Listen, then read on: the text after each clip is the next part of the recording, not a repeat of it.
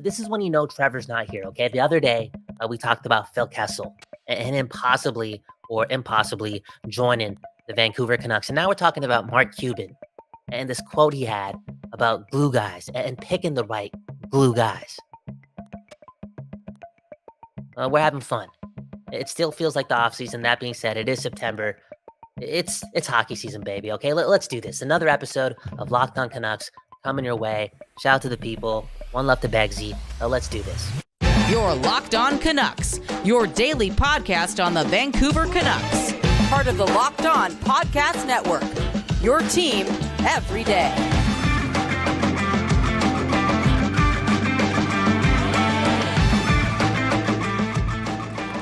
Welcome to another episode of Locked On Canucks. My name is Kyle Bowen. That's Kyle Bhawan. And this show right here, right? It's that show where we bring you your Canucks every day. Now, this show is going to be a short one, a bonus one. We're going to talk a lot about theory. We're also going to bring up some names who the Canucks could bring in on a professional tryout. Let us know in the comments below if you have any ideas / names on that topic as well. And we'll talk about it throughout the week because if you really think about it, again, next season is this season, right? September's here. The new season begins today. And for a team that has a lot of new faces, some youth, the need, I guess it's already the case. They do have a lot of internal competition. It wouldn't surprise me, though, if Rutherford and Alvin brought somebody in to add to the mix, to add an extra layer of accountability to training camp.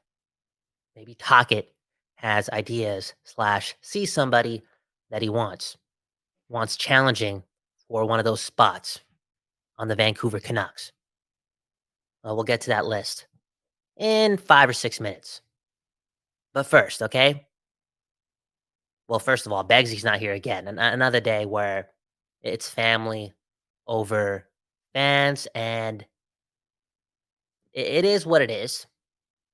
It's the right move, but it's also a boring move too, man. Beggsy, it's September. It's time to talk about the Canucks, okay? For real. You know the deal. Your Canucks every day. Where was I? Oh, yeah. First of all, that quote, Mark Cuban. He talked about the wrong glue guy that you want on the team. And this for me connected to the NHL because I can see similar situations happening. I think I know of similar situations happening based on the number of hockey podcasts out there that I am entertained by, and also, tell a lot of stories about the day-to-day operations of what happens outside the rink of some of these NHL players. Anywho, let's play this quote. Mark Cuban on a podcast. I'll put the name of the podcast on the screen, and just listen to this, okay? This is from the Pat Bev podcast. I've been debating to ask you this, but I have to ask you. I categorize it as human versus business when it comes to the NBA, right? A guy scores, 17 points a game, but he has vices. Right. He might, party. He might gamble. He might. Yep. Everybody's got something. Everyone has something. Obviously, this information gets to you because obviously you own the team. Does that factor in how much you give someone? Yes. 100%. 100%. Because it's a team. No lie, I've traded guys because they smoke too much. Teams get their own culture. If you got some young dudes on there that are just figuring out, smoke some, but don't know what the team culture is, right? Or the NBA culture is. And you got one dude that's just, you walk down the hall in the hotel and he's on that floor and there's no doubt about it. And then all of a sudden these other kids start picking up on it. And that's kind of, you see them coming out of their room. You see them, a little bit red-eyed coming to practice all of a sudden. You don't want them going down that road. I mean, everybody smokes, right? It's not about that.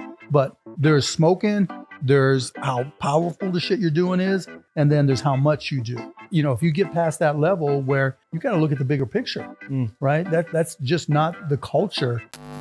So yeah, Mark Cuban talking about marijuana, smoking up, doing you outside of practice, outside of games, on road trips, all that jazz, right? Again, doing you. You want to smoke up, do your thing. Are you smoking up too much? Maybe that's a problem. Now, are you smoking up too much where you may be getting other players involved? Ooh, you're out of here. Now, I don't know how many NHL players smoke up. I'm sure a lot of them do, but those stories aren't really out there like that. So maybe I'm just assuming wrong. But by the again, the lineage, the amount of content slash conversation out there about ex NHLers drinking, partying, doing their thing, doing them. It's out there. So in that context, we got to talk about this, right? The glue guy, the fun guy, often connected. The glue guy and the fun guy, the guy who keeps it loose. I think the glue guy has to keep it loose. It's part of the role.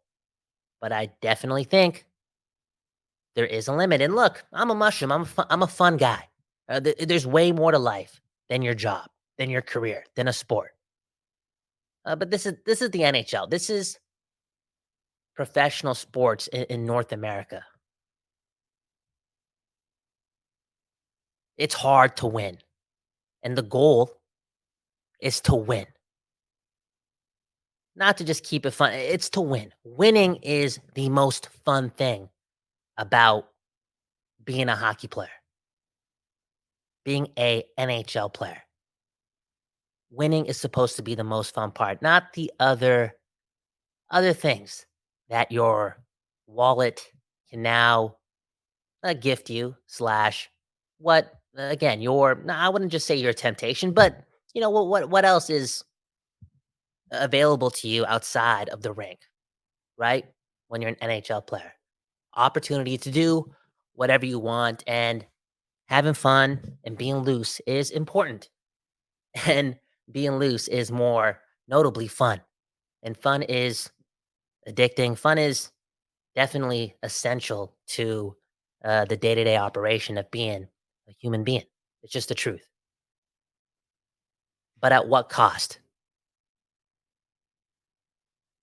If you're partying too much and you're getting 1 or 2 less hours of sleep than your opponents and you're a little groggy, yeah, maybe you can get through it and excel and, be a pro and be an NHL player. But if there's a chance that you're facing an opponent or opponents on the daily who are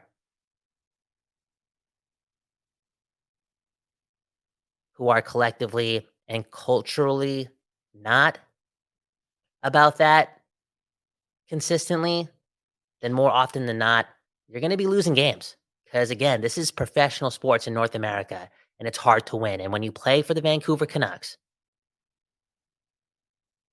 on the West Coast, the best coast of Canada, where hockey really, really matters, and more importantly, we deserve the best,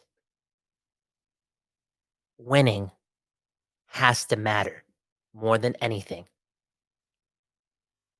more than everything combined that also is given to you when you become an NHL player. The competitive edge is needed in your day to day operation. It's a fine line, right? And I'll say it for the fourth time, professional sports in North America when it comes to winning and losing.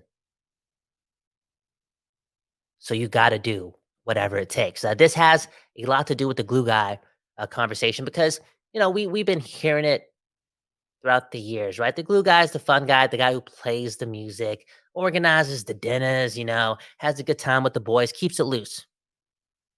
important. But I think the best type of glue guy is the guy who can do all that, but also be one of the first people on the ice for practice, one of the last guys off, one of the hardest workers, one of the guys who's not a part of the group slash situation that now has multiple players showing up to practice, not at 100%. You want a disciplined glue guy. Is that possible? I think so. I heard it in the comments on the live chat when we posted that episode on Phil Kassel, and I don't know a lot about Phil Kassel. Okay, maybe maybe he likes to get loose and have a couple times a week.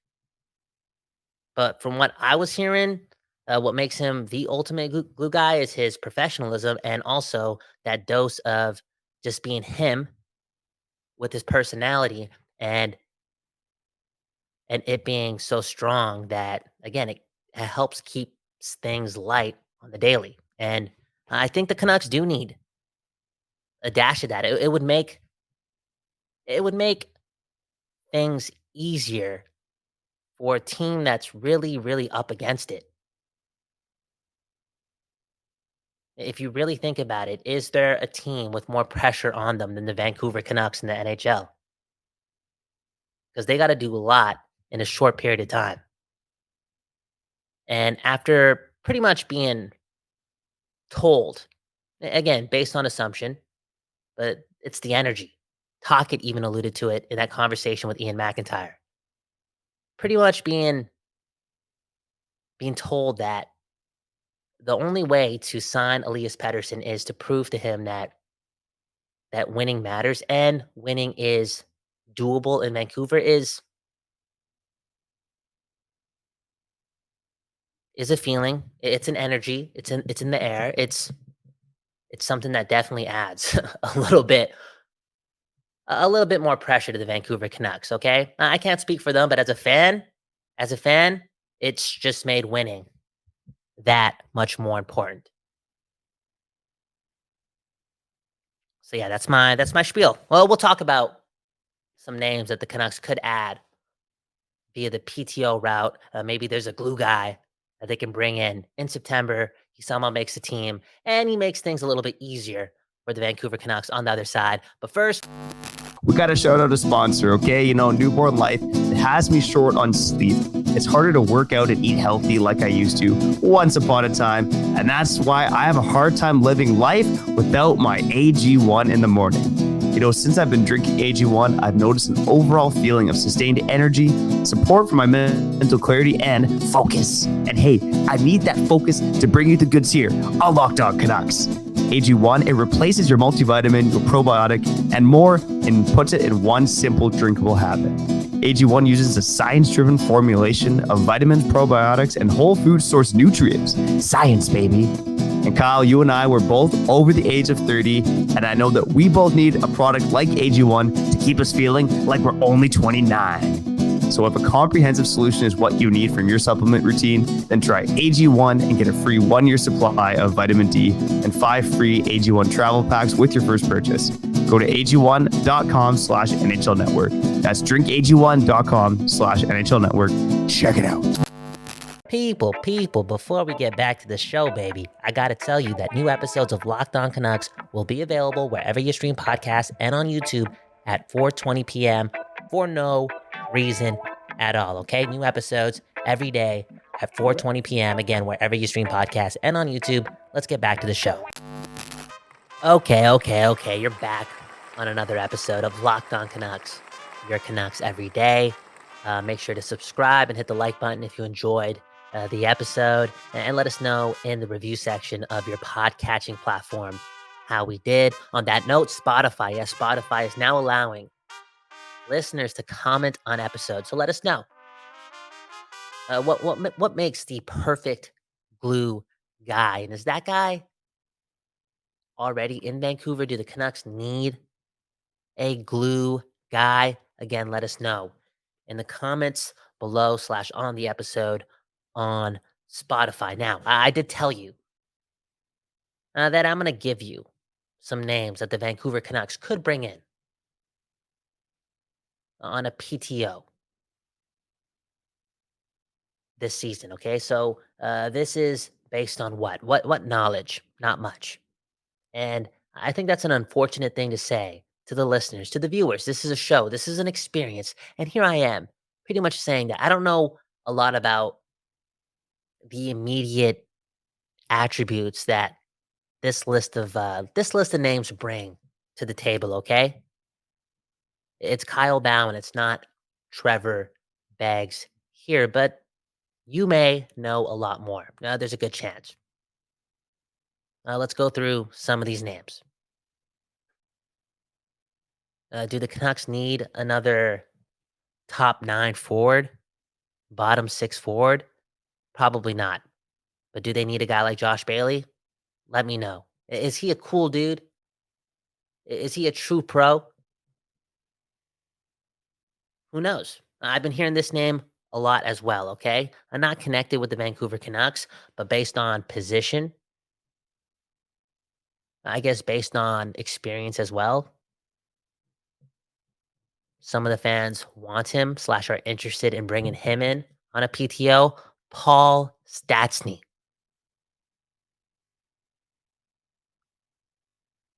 Is Paul Stastny a true professional? One of those guys. Can he keep it light? Can he add to the on-ice product, but again, add more stickiness and professionalism, I guess, to that room? Let me know. This is a name, well, I guess both these names are names that Beggsy has brought up. Juhjar Khaira, or Khaira. Sorry if I said that wrong. Yo, that's a Surrey guy too. My bad, bro. My bad.